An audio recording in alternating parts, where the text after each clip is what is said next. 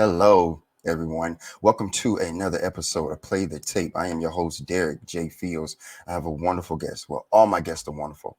This is my sister in God, my sister in recovery, my sister in comedy. She is a comedian, songwriter, singer, poet, actor, the advocate for the underdog, and she's a woman of God. And I love her so much. The way we met is very crazy. We was at a comedy open mic in Virginia, and she just sat down. It was like, "Can I sit here?" I was like, "Sure." And it was instant chemistry. Like I knew this spirit from a long time ago or a different life. So I want to introduce my guest, Tvonia Thomas. How you doing, my sister? I'm doing great, Derek. Thanks for having me on the show, man. Hey, it's a blessing. Thank you. You are episode 3. So like, look, I appreciate you being here, and I love you. And the reason that I wanted you to be up here is because we've talked, and we shared each other's story, and you have a powerful story and a powerful testimony about your journey in mental health and addiction and recovery. And I want you to share that with the people today. So the floor is yours. Thank you, thank you. Like Derek said, Derek, you said I'm like the advocate for the underdog, and that's definitely what I'm aiming to do with my recovery now. You know, I really believe that the whole theme of what I'm going to talk about is choice is paramount to change. In order to make different decisions in life, you have to have a different perspective and look at life through a different lens. And the way I grew up, right? I was definitely the black sheep of the family, the underdog, the unwanted one. My mom and dad were both military, living in California, married 5 years before they had me. But I was born in 1985 in the middle of the crack epidemic, and it was very evident quickly on in my mom's addiction that she wouldn't be able to raise me. So, I'm 2 and 3 years old in a crib, dirty diaper. My mom's in a different city, and I need milk. I need care. I need love. And so I learned how to adapt to that at an early age. And I have as I recover, I'm learning that I had like some arrested development in those areas. Like I still think that I'm supposed to get things from people. All my life, I've always searched for unconditional love. And now that I'm in recovery, I'm learning that I can love myself. And everything that I need is already inside of me with God's help, my higher power, whatever you guys, choose to call God. I know that it's something bigger than me out there that has seen me throughout my way. Right. Um, so yeah, like I said, I raised myself. I lived with my grandparents, but I was the one that said, "Hey, turn off that damn TV. You got school in the morning." I was that parent to myself. Right. I'm talking about washing drawers in the sink because I ain't want to, How have dirty clothes on. You know how what I'm old were saying? you? I do. How old were you when this happened? When you had to go live with your grandmother and your grandparents? I lived with her. I lived with my grandparents from the age of 2 until I was 9. Hmm. On my ninth birthday was actually the last day I lived with my biological mother, and that's a whole nother sermon right there. But I'll tell you a little bit about it, how insidious the disease of addiction is. I woke up on my ninth birthday, and me and my mom went to all the crack houses we could find, and we was asking the people that she would normally be in there with that they would give me $10 for my birthday, a dollar for the extra year. And we had about 5 people comply. And by the end of the day, I had about $50. And my mom said, I'm gonna go down to the store and I'm gonna buy you a cake, some balloons. We're gonna have a party. Hmm. Big celebration. Go home and cut the grass and I'll be back. And just like all the other times she said she'd be back, she never came back. Um, and it was 2 weeks before I saw her again. And by that time, my grandparents were fed up with the back and forth from me being 2 years old up until 9, with her back and forth, dropping me off, coming to get me, new boyfriend, new living situation. And that time in my life from 2 until 9, I went through a lot. Like I said, the disease is sneaky. I know my mom didn't mean no harm, but she Hmm. used to sell me for drugs and sit and watch and get high while her boyfriends would molest me. Excuse me. It was a hard life. I never knew though that I had a disease of addiction at such an early age as well. I remember I was addicted to like running after cigarette butts and weed Hmm. joints in the ashtray, drinking alcohol even though I didn't like it. I just saw my mama do it. You know what I mean? So I wanted to do everything she did. And it's funny because I look just like her. You know, I'm her clone, and I always had the saying, anything she can do, I can do better. I can do anything better than her. And I just got to change my perspective on the things that I'm going to do better. Cause I was like, you know what? I'm going to be the biggest crackhead in the world one day, cause I had this pain inside, man, Right. of not being wanted and not being accepted and just feeling like thrown in the trash. I'm talking about being at McDonald's and everybody got money, all your friends got money to eat, and you the only one that ain't got no money, and you asking a random white person, "Hey, can you buy me some French fries? Because I'm hungry." And I'm 8 years old. Yeah. I didn't. I always asked for help when I needed it. And so that like kind of ties into the recovery. Like I was pinging that certain part of my brain that just pinged pleasure and survival, pleasure and survival. If it wasn't about pleasure or survival, I didn't care. For like 30 years of my life, I lived like that. And all the thoughts in the front part of my brain that said, "Hey, you need to do your homework," or later on in life, you need to buy some damn maxi pads because your ass is bleeding to death. Like all those thoughts got pushed to the back. They were Hmm. not necessary, but pleasure and survival, I knew those two.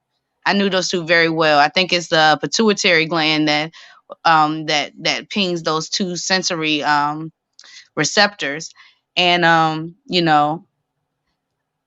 like I said again, the disease of addiction is insidious. So while I was addicted to drugs and alcohol, I began gambling extensively later on in life, and that really kind of kind of meshed with being a child and being at Chuck E. Cheese, which Chuck E. Cheese is ain't nothing but gambling for kids now. Yeah. Um, I was It is. the Yeah. 6 year old running around Chuck E. Cheese, busting little 2 year olds in their face for their tickets and their coins and pushing them over, sticking my finger in their pizza, if they ain't give me up their tickets and coins. And then when I left, I had to leave and go home. I get drug out of that place like kicking and screaming, same way I did from the casinos later on in life. Um, yeah. You mentioned all the different trauma that happened as a child. When did you started putting pieces together as far as your trauma and your mental distress? Because I'm going to ask, were you able to talk about it to anyone? Was there anyone in your family or any counselors at that time that you could go confide into uh, to get this off of you? I'm To glad you asked that because when I was 6, right, I was very like suicidal thinking. I had suicidal ideations really bad because some of the things that were going on, right? My teacher, Mhm. she pulls me aside. She goes, you know, you answered the question in class. She said, we asked, what was your New Year's resolution? You said, hopefully I'll be dead by then.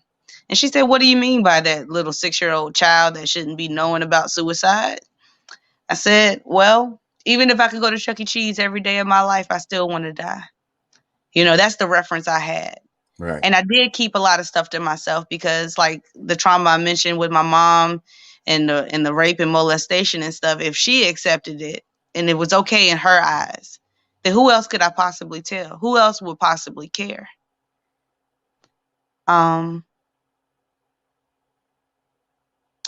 yeah, like I didn't talk about it a lot, but at the age of 13, I got this friend, Tanika. She was my best friend, and her family had four girls.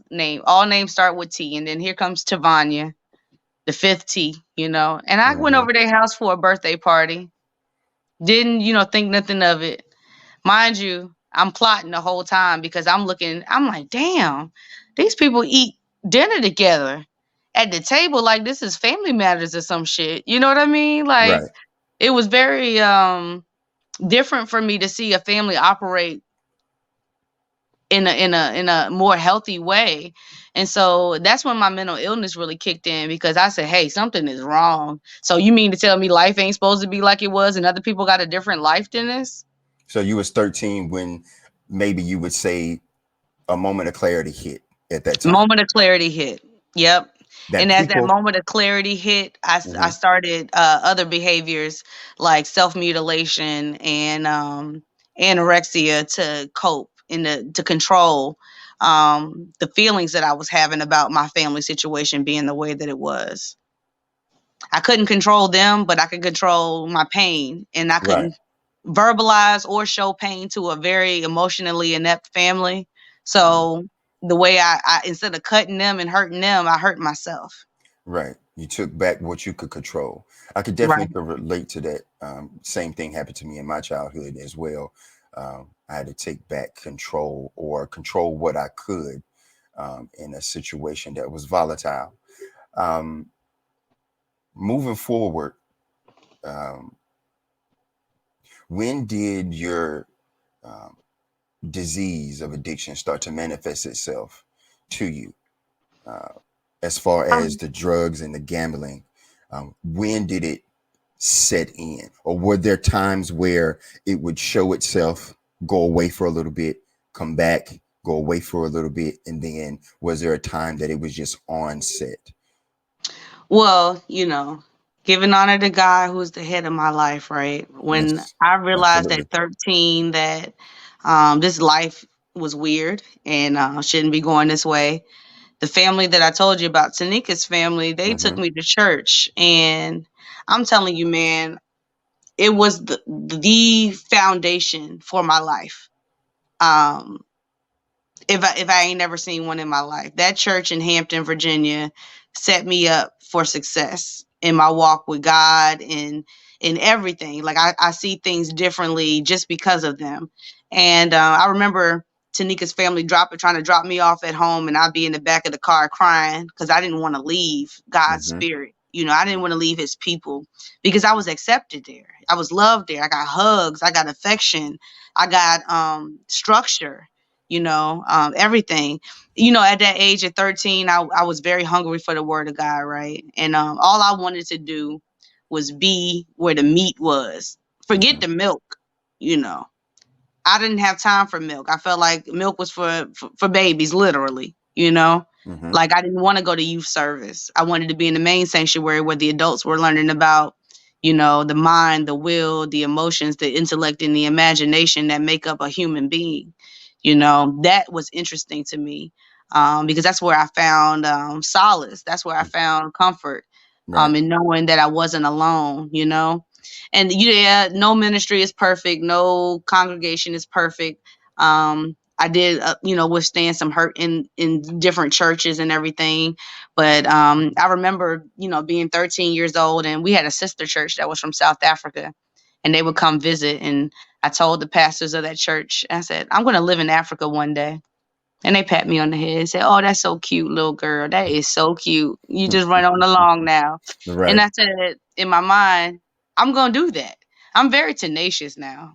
I'm either going to be tenacious about good stuff or bad stuff. And once I tell you about the bad stuff, you be like, oh, yeah, you was real tenacious. Right. But I was tenacious for God. Like I didn't listen to secular music. All I did was read my Bible because still love God in that same way. And I just pray that He brings me back to that same kind of childlike love I once had.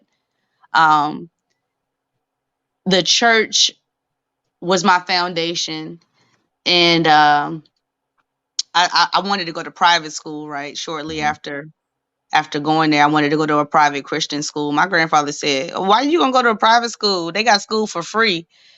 Like I'm not paying for you to go to no private school." But tenacious Tvonia went and told her story to somebody, and they paid my tuition. Two different families paid my tuition for me to go, and those two families ended up.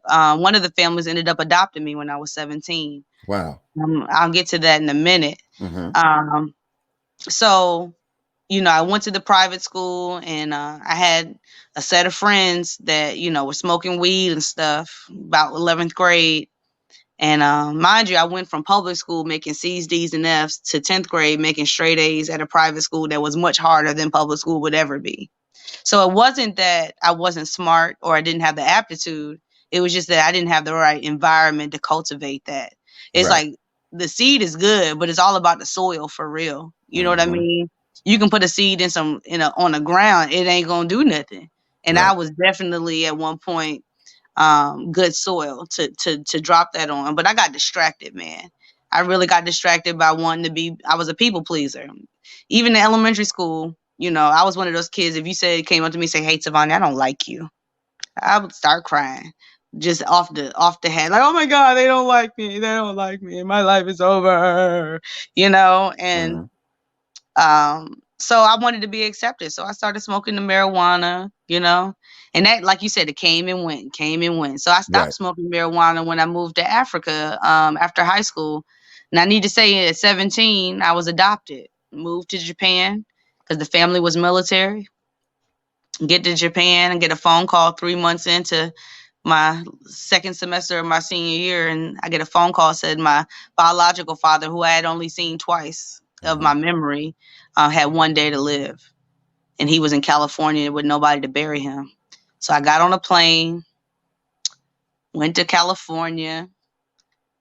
He definitely had one day to live because 24 hours after I got there in the hospital room, I had to go get food because I was getting ready to die myself.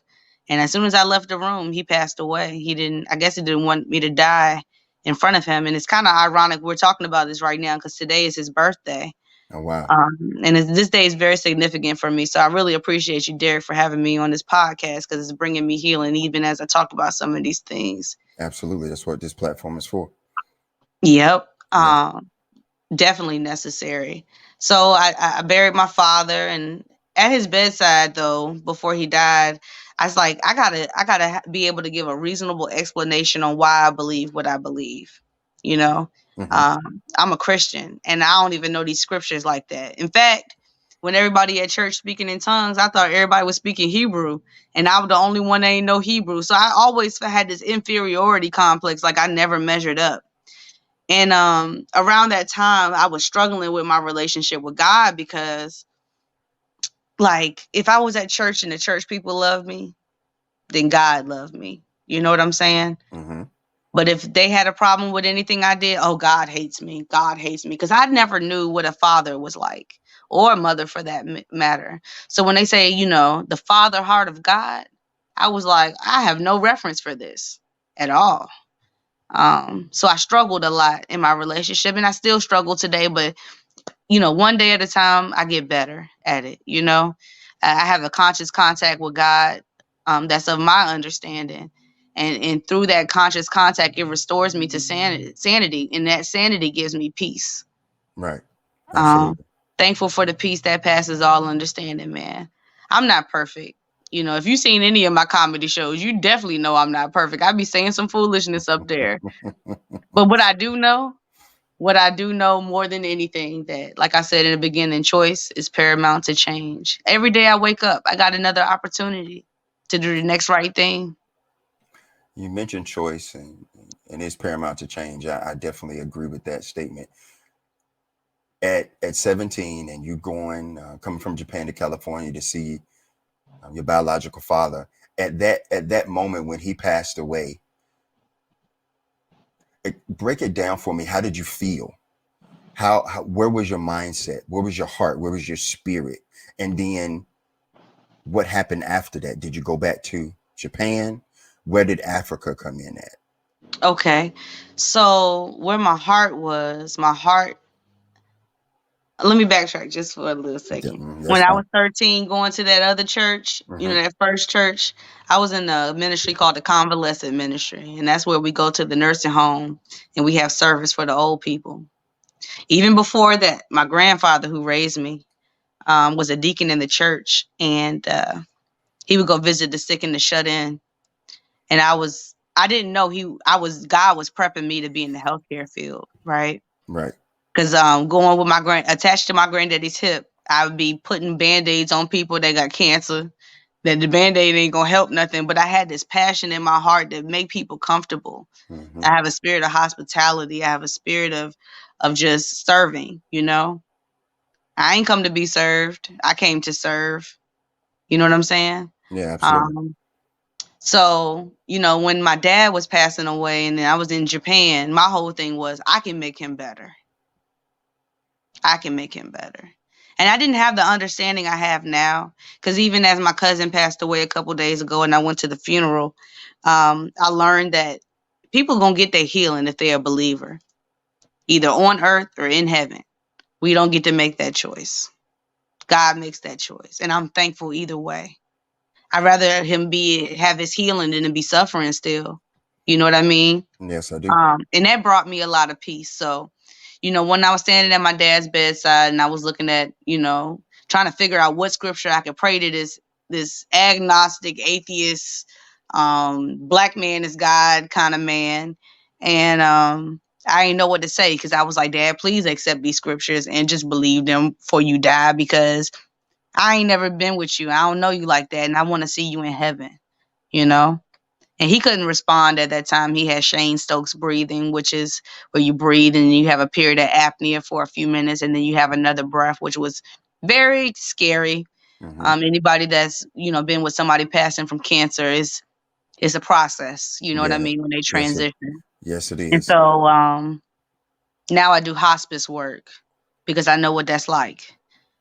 I do private care because I know what it's like. I may not be able to wipe 65 butts real good, but I can do one with excellence and dignity Right. because that's important to me. You know what I mean? It's been instilled in me. So my heart when my dad was passing away was like, I can fix him. He gonna go play basketball with me. We finna go to the mall. I'm gonna go to Jones in New York and find me some jeans. All these like grandiose dreams I used to have. And I would have flashbacks standing there beside his bed of me laying on my grandparents' lawn, looking at the airplanes go in the sky above my head. And I say, that's my dad coming to get me. Right. That's my dad coming to get me. Every plane I saw, because that was the promise he always made. He said he was going to get on the airplane and come from California to Virginia and come get me. And he never did.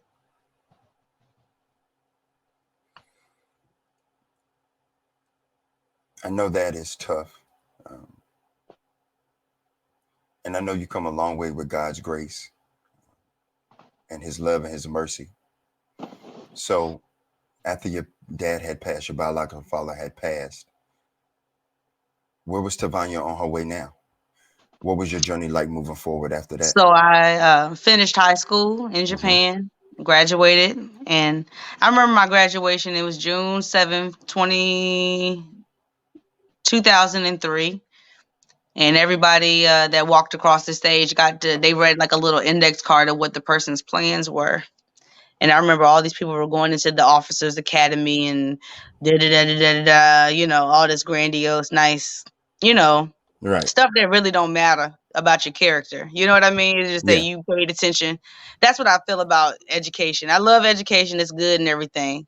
However, comma, and emphasis on the comma, that you can still be an axe murderer and have a degree. You know, Yeah, that is true. that don't matter to me. You just say you just paid attention for 4 years or 8 years or 6 years or however long you did it. You may have done whatever you had to do to get it, but you got it. So that Hmm. really doesn't gauge a person's you know, how they gonna act in life to me. But that's just my stuff, I guess. But when I walked across the stage, they read on my card that I was gonna be a missionary in South Africa after graduating high school, and everybody clapped and thought that was awesome, and people came up to me afterwards and said, "That is Hmm. great." And I moved to South Africa. That next, I worked at a Japanese American daycare teaching English for a while, and then that January of that next year, 2004, I was on a plane going to South Africa, and I was there for 2 years. How was that? How was being in South Africa at what, 18, 19? Being there for 2 years? 18, yep, being How there was two that? years. Man, it was the best of times and the worst of times, for lack of a better quote. Right. Like I served, I did what I was supposed to do. They were like, you like a real African American right now. Like you got 10 kgs of beans on your head. Notice I said kgs of beans, you know what I mean, on my Yeah. head, big sack of beans on my neck. Hmm. And then I got a baby strapped to my back and I'm washing clothes at a tap. You know what I mean? Hand washing clothes at a tap. hanging them on the line, you're relating like they do in Africa. They was like, dang, girl, you was like the real African. You even poor like us. You can't even afford a damn ice cream cone from the KFC. I said, hey, it is what it is. And I Right. learned a lot there about like interpersonal relationships, about boundaries, about God. They really lied to me. They told me that it was gonna be, 50% about learning about God and 50% hands on. I really went there to be really an indentured servant for real, and I paid them to do it. But it Yeah. was a great experience because not only did I live in South Africa, I traveled to Botswana, Lesotho, Namibia, DRC, um, Zimbabwe. I went everywhere. Right.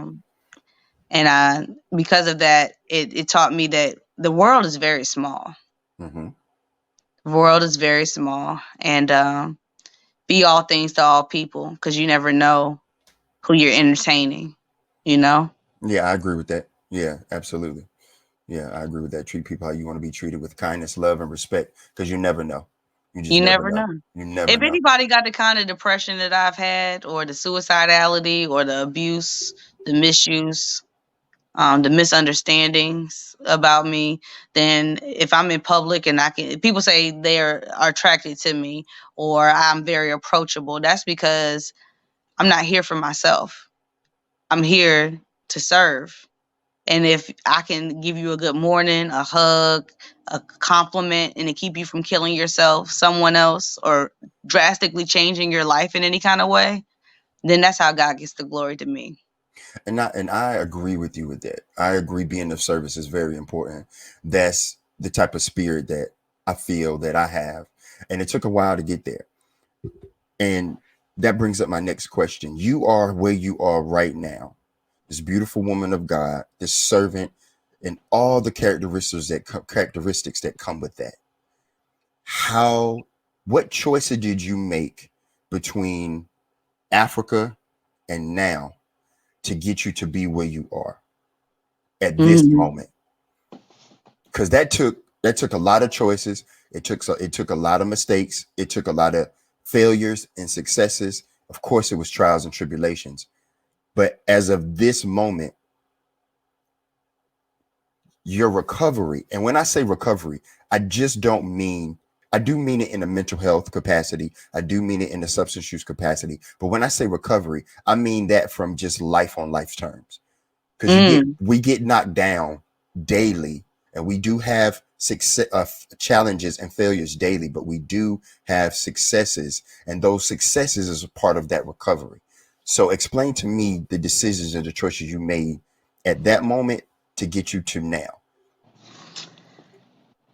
Derek, I gotta be honest. Please, please do. God's plan, you know how they say he may not come when you want him, But he right on but he'll time. be there right on time. Yep. Or his ways are not like our ways. His time is not like our time. Hmm. We cannot fathom the comprehend his innumerous wisdom or knowledge Oh that my he has. goodness. Yeah, we Oh my can't. goodness. As men and women, we See, can't. what the devil meant for harm, God is going to use it and is using it for my good. Not just for my good, but for the good of the community, for the world, for everybody I come in contact with. Right. Amen. Just Absolutely. yesterday, I was with a family from my current church, and I visited them at their house, and they have a 17-year-old adopted daughter who I'm an empath, right? I feel.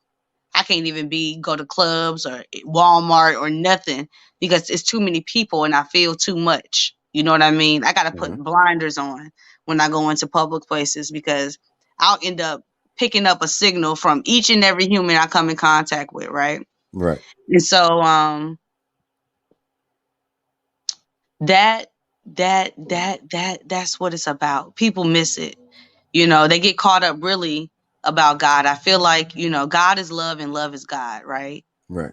And when I was in addiction, the things I was running from, which was God, love, and people, are the very things today that I'm running towards. And those things are all interchangeable. God is love. God made the people. God say love the people. The people love God.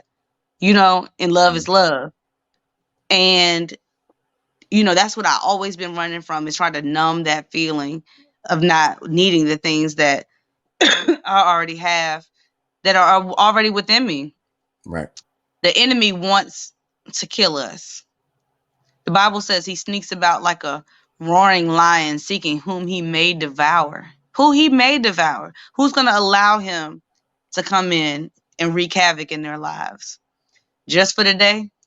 I'm not playing that. Homie, don't play that. Because I got too much to do. God is taking me. I've been molested, raped, physically abused, assaulted, mentally abused, verbally abused, financially abused, and spiritually abused. There's nothing that I have not really gone through. Right. And I know this, we got about 30 minutes left, and I can't even do it all justice to touch on all those areas. But what I will say is that everything that has happened to me is going to be used for his kingdom. Yeah, we do got about 30 minutes, but you'll be back up here. All my guests will be recurring guests because I tell my audience, I tell our audience that it's hard to tell a story in an hour, but we get a feel, a sense of who you are. And we'll be able to elaborate more on your story as you come back on different shows and different episodes. Um, of course, all glory be to the Most High God. When was it in your addiction, in your mental health, that you saw? Because God speaks to us through people. He speaks to us through song, through God can speak anywhere. It could be a billboard. It could be someone sending you. I got because where I'm at, I'm trying to find my clarity, my sense of direction, being patient, being letting God's will, letting me be able to surrender to God's will. Let his will and my will line up. And Mm, I got that today. And from another sister in the fellowship, she sent me these readings. And man, I knew that that was God using her to get to me. So my mm. question is, in your mental health, in your addiction journey, was there a definitive, I know that's God talking to me right there. I know that's God talking to me right there. Okay, that's God talking to me right there. Oh Maybe. yeah, having that gun put up to my head that last Mm-hmm, time I smoked crack, mm-hmm. that was God talking to me. If I ain't Yeah, never heard his voice before, that was he said it. you better run up to the rehab or somewhere and get you some recovery. Right, Because he said Satan can't kill you, but if you allow him, what I'm gonna do? right, right, If you right. welcome him in here, what I'm gonna do? You know, Yeah. Satan should have killed me when he had the chance because it's on and popping now. I'm telling you, I am, like I said, I'm an advocate for the underdog. Mm-hmm. I'm about to see a lot of change happen. I mentioned I'm in the healthcare field. I work with seniors. Um, I work with the Alzheimer's Association as an advocate and ambassador.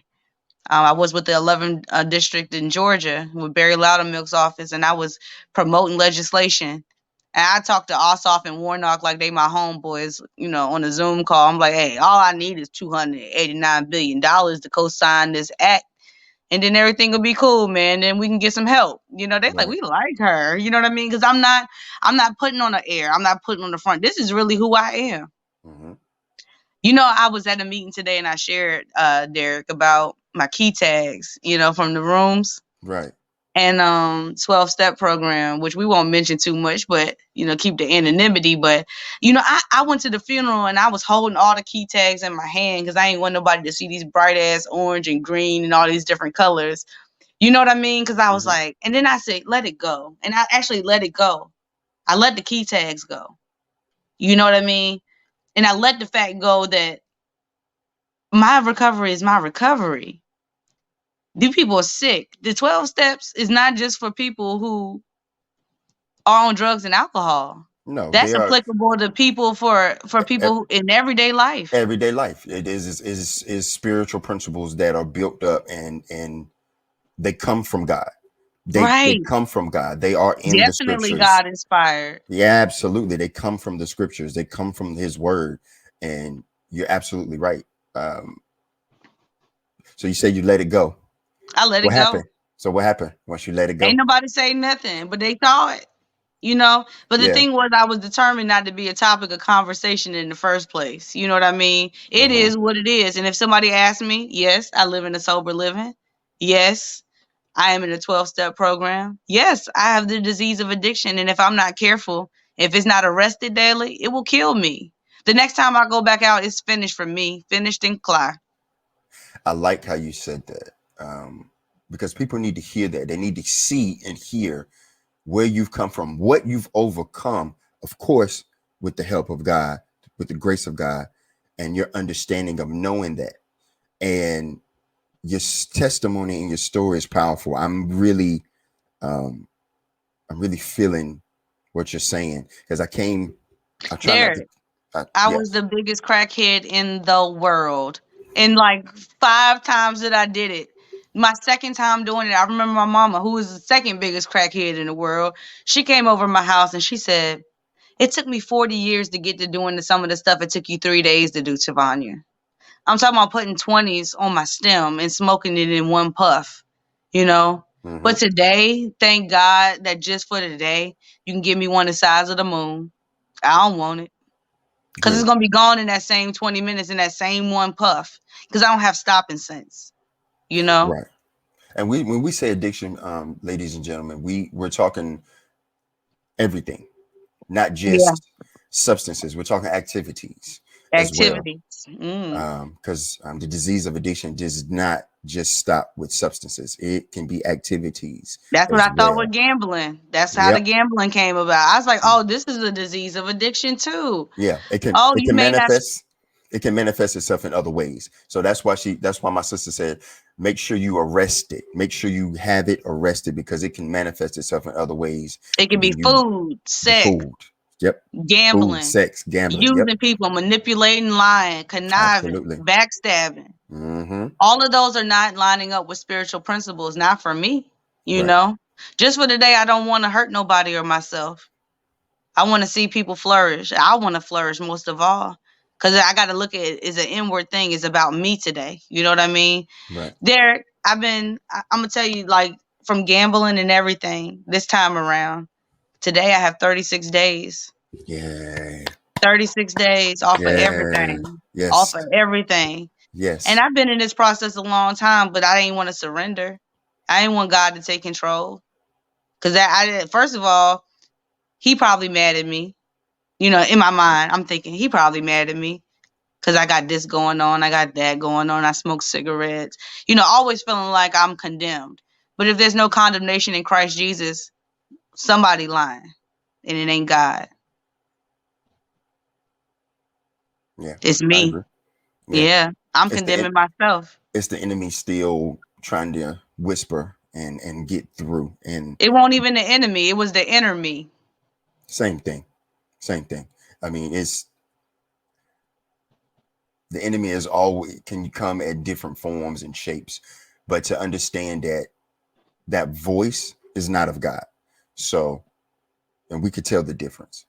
Um, the enemy will always try to come at you with different forces and different tactics, and like, oh, you're not worthy, or you're Mm, not welcome, or you're not loved because you're still doing this, that, and the third. right. And I still feel like that sometimes now, but thank Right. God for his grace, his Absolutely. unmerited love and favor. Unmerited mean I ain't have to work for it. Thank God I ain't have to work for it because I would have not had no grace then. This is true. Um, I want to ask you, for you, when you reached out for help, when that gun was to your head and God was whispering to you and telling you that no weapon formed against you shall prosper, but what do you want me to do if you keep going down this road? Because I got stories like that too. I shouldn't be here. Um, you reached out for help. How reaching out for help, was that something easy for you to do? Yes. Okay. It is because of the way I told you, me at McDonald's as a child wanting them French fries because everybody else had food. I had no problem asking for help if I truly couldn't do it in my power. Right. Okay. Asking for help was easy, you said.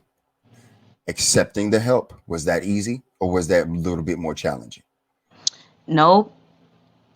Accepting the help was even better. It was even easier because now it's like, whew, I don't have to do this like this no more.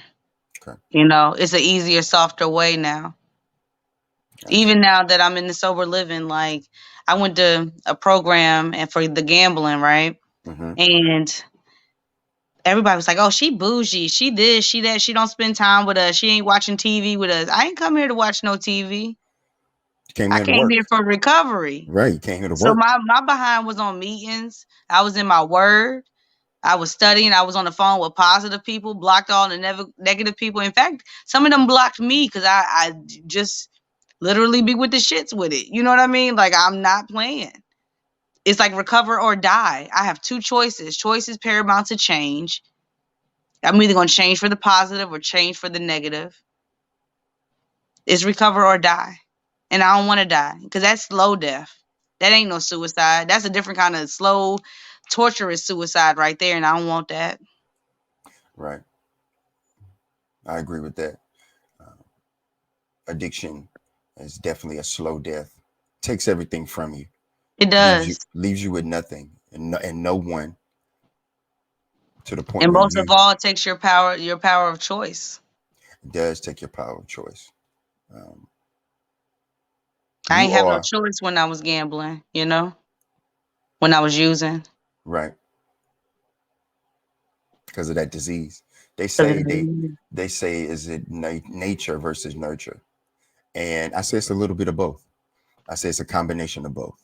I do say that the nature of it can manifest itself, and the nurture of it can manifest itself from the environment that you grow in, um, of learning behavior of how to cope and how to party and what to celebrate, or even when you're depressed or sad, this is something that I need to do to escape or feel numb or not feel these feelings anymore. Now that you say it's recovery or die, and I like that, it's recovery or die, and you mean that in all aspects of that word, with God, love, loyalty, understanding, peace, and joy.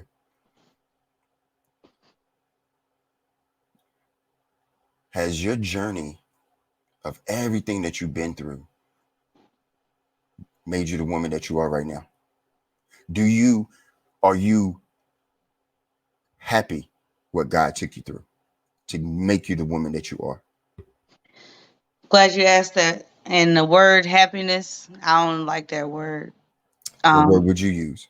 Joyous and free Okay. because happiness is conditional.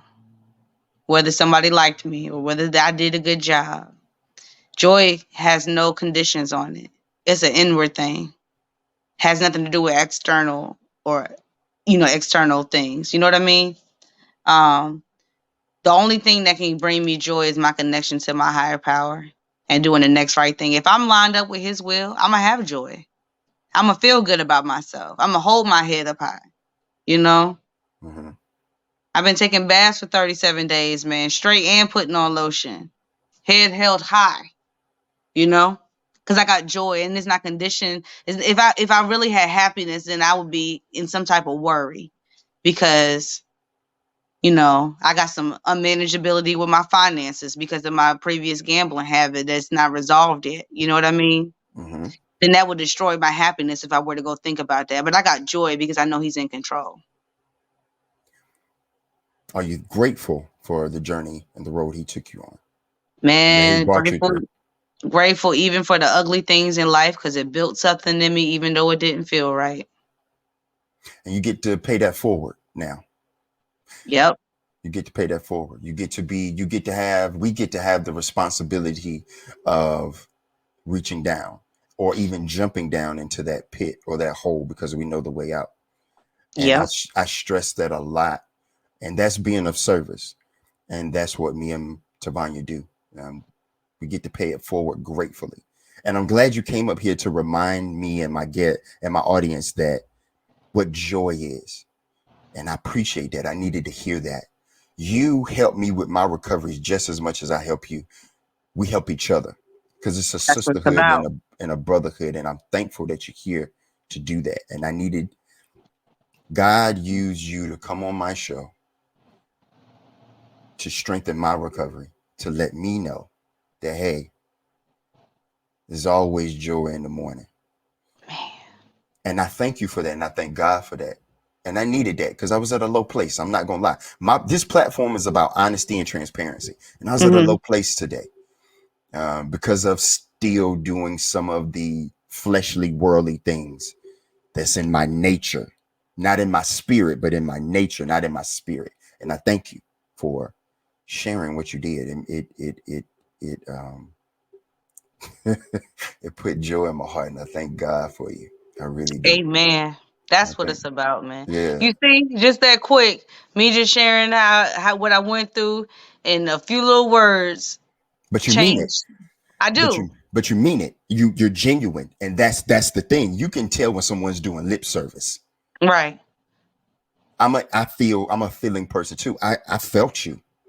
Even you're all the way in Virginia. I'm in North Carolina. I felt you. I felt your spirit and your energy.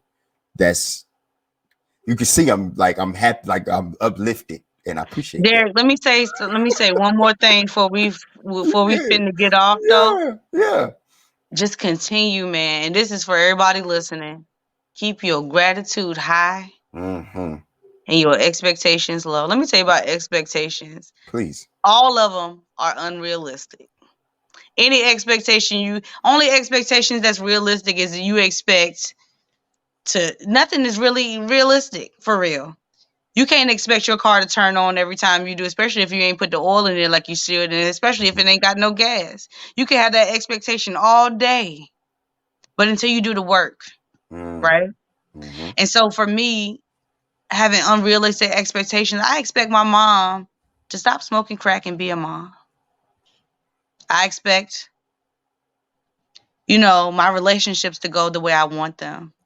But I had to look at something. I said, Tvonia, do you do everything you supposed to do all of the time? Can we count on you? No, not all the time. So cut them expectations out. Because when I get an expectation, I'm talking about me. When Mm-hmm. I get an expectation, I get a resentment. What happens after the resentment?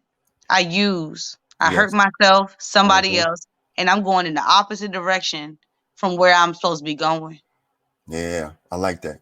I had a couple resentments towards myself the other day um, because of the choices that I've made um, in my addiction, pre-addiction, in my addiction, um, that had led me to where I am right now. And I didn't like it. I resented Derek. I really did. Um, I had to You pray better about love it. on Derek, man. You better love on that boy. I had to pray about it. Uh, I had to talk to God. I had to go into the Word, and I had to seek counsel.